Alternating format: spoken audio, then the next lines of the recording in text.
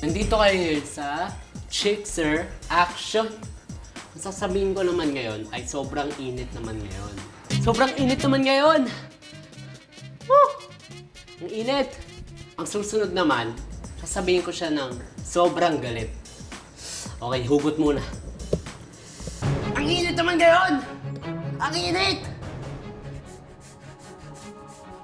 At ang huli, sasabihin ko naman siya ng sobrang lungkot.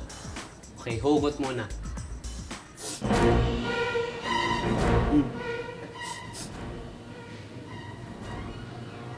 Sobrang init naman ngayon.